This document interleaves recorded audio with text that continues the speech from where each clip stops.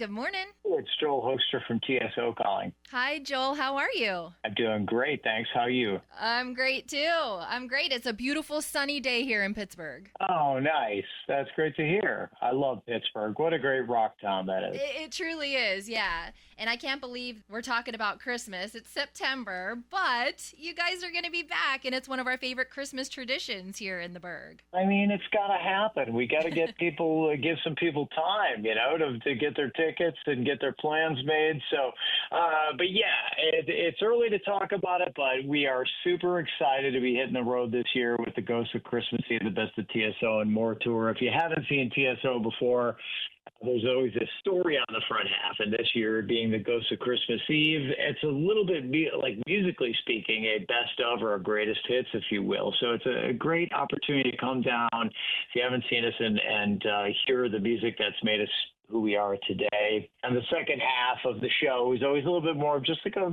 freewheeling rock concert that focuses on the magnitude of the production. And it's quite a visual spectacle if you haven't seen TSO before. We've got a video wall the width of the arena. We've got an incredible Pink Floyd laser light show happening. We've got, incredible pyrotechnics, performers on hydraulic lifts out over the audience, performers running through the audience, playing for you. It snows indoors, all kinds of lunacy and craziness that just makes the show all that much more special and unique. And and I want to get into that a little bit more in just a bit, but I have to admit and tell you that I was a TSO first timer in 2022, and I was captivated by everything that you just said, almost like sensory overload. Like I'm looking here and I'm looking back there.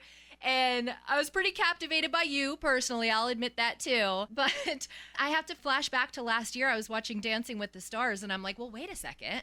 I know him. And then it said Joel Hoekstra, guitarist for Whitesnake. And then I'm like, but I know him from somewhere else. And then I started to piece it all together and learn a little bit more about you.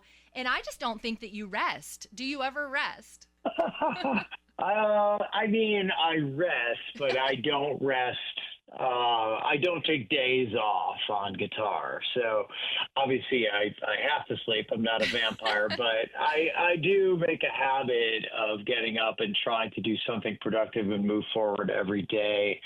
As far as guitar and music goes, that's just something that I feel that we owe ourselves in life, just to take this as far as we can. I came from kind of a not so well-to-do family in the suburbs of Chicago where none of this was supposed to happen for me. So the further in I get, to realize I can attribute all of that really to just hard work and determination. So at this stage of the game, it's like, well, let's see how far we can take this. I mean, I've had a great run, so many great opportunities, obviously, to play with Whitesnake and with Cher and Trans-Siberian Orchestra, the Broadway show Rock of Ages, even filling in with Foreigner and Accept. And I just had a lot of great musical opportunities. So I just want to create more of that. I mean, I'm greedy, I guess. No, I would take them too. And even names like some of the ones we play now, Dua Lipa, there's her, there's Debbie Gibson.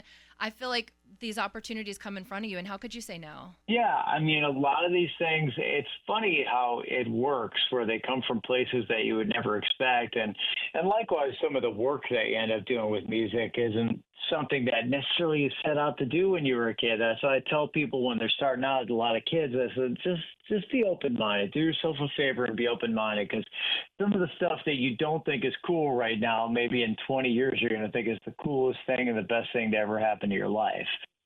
There's so many examples of that I have through my musical career of things that I wouldn't have imagined.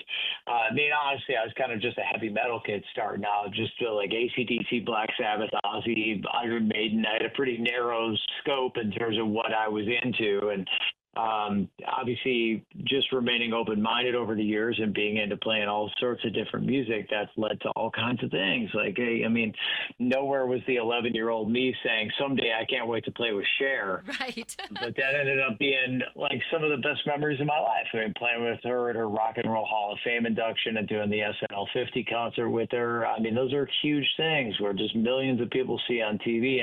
And that was all sort of within that little 4 or 5 month period there there where I did Dancing with the Stars as well. So, it's funny where some of these things lead you. Yeah, you can't dream these things up. Now, I saw that you said, well, actually, I read that TSO sold some of the most tickets in the United States and was named one of the top tours. And then you said being a part of TSO is a constant lesson for you in so many ways. How so? Oh gosh, I mean, the amount that I've learned from the moment I came into TSO until now, just in terms of, I suppose, being able to handle myself the proper way, to professionalism, I think would top the list. You're not allowed to have the standard rock and roll temperamental outbursts. To pace yourself, to play, the workload is heavy with TSO. I call it the Marines of Rock. I mean, we do 8 shows a week with it.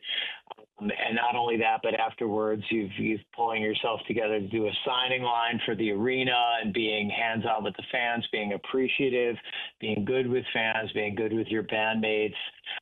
There's just so many things that you can learn on a level because it's so challenging that when you go to a normal situation, you're playing 3-4 shows a week and maybe there's no meet and greet. You almost feel like you're on vacation and you go, this is kind of, isn't there anything else? Do we have a second show today or anything like that? So, it's just been a great learning experience for me. And a lot musically, honestly. I mean, my playing has improved through playing with Trans-Siberian Orchestra.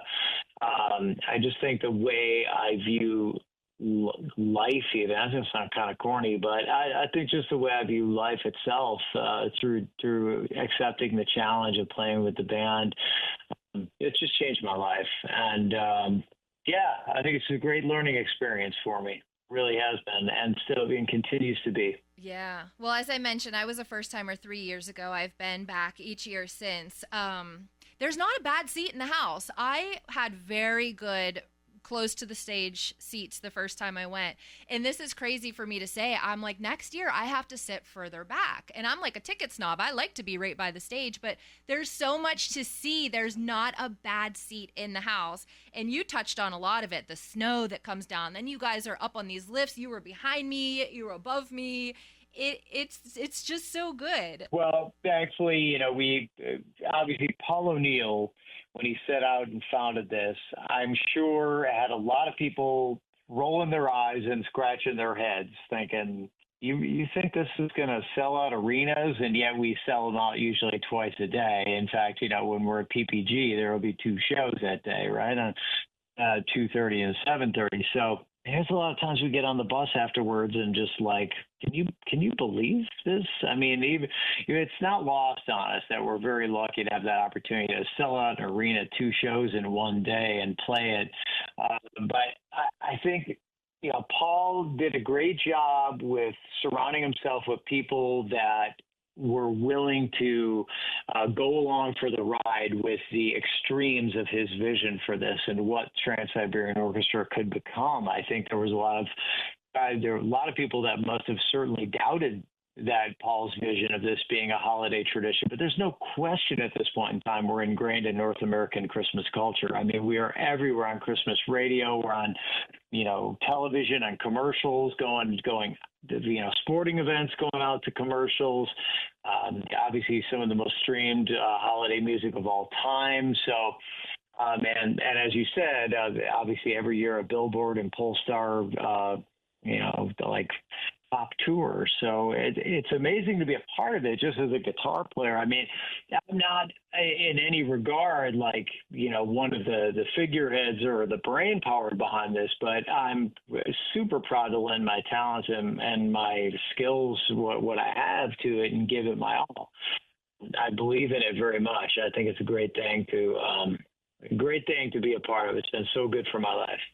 It truly is amazing. And you touched on it briefly, but you're bringing back a tradition this year, and that's the signing line. That is something that you did before COVID, and we haven't seen it since. So talk about that. Yeah, I mean, that's something where I've often joked, in addition to saying we're the Marines of rock, which is referencing how hard we work with the 8 shows a week, but we are also the Grateful Dead of Christmas. I mean, we just go around and we've got this dedicated fan base that is second to none, that they not only will come to 2 shows in a day when we're in their city, but they'll go to another city and see us for another 2. And then you'll see them in another one. And so you see them in the signing line, and you end up being on a first-name basis with them. And so many of our fans, despite the fact that we've got a lot of fans, we are I'd say more friends with them than they are our fans. I mean, we're on a first-name basis with them, and it hasn't been great for anybody to be removed from that the last handful of years due to COVID. I certainly understand it. They didn't want anybody contracting anything, Right. In terms of an illness and having the tour go down or having the performers miss. I mean, that is first and foremost, I think, in terms of even what the fans would admit, what they'd rather have us on stage healthy. But we're feeling good about it this year to get back out and see everybody. We've got so many friendships. We're looking forward to rekindling and seeing everybody in person. Well, I love that. I know our listeners are thrilled that you guys are coming back, and I already have people calling, wanting the tickets. Yesterday, I gave a couple away, and the guy was like, well, I need 12. I'm like, I can give you 2. You're going to have to buy the other ones. I know the feeling, man. I get that occasionally from relatives where they'll say, is there any way you can get a 16? Yeah. And I thought, 16 tickets?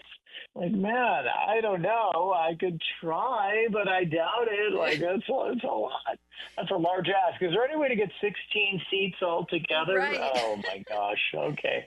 It's a big ask, but it just goes to show that so many people have made it their tradition. So we love it. We love that you're back. Yeah, well, thank you. I mean, look, we couldn't do it without you. I mean, Paul was great about this and the understanding that this is a two-way street and having the great partnerships with people like yourself that really help us get the word out and are supporters of us. I mean, we owe everything to you. I mean, nobody would be at these shows without you helping us get the word out. So thank you. Well, thank you. It's a great partnership. We're so proud to be a part of it every year. Tickets going on sale this Friday, and we can't wait to see you guys on December 20th. 2 shows. Awesome. Thank you so much. I really appreciate your time. I appreciate your time too, Joel. Take care. Okay. Have a great one. You too. Bye-bye. Bye-bye.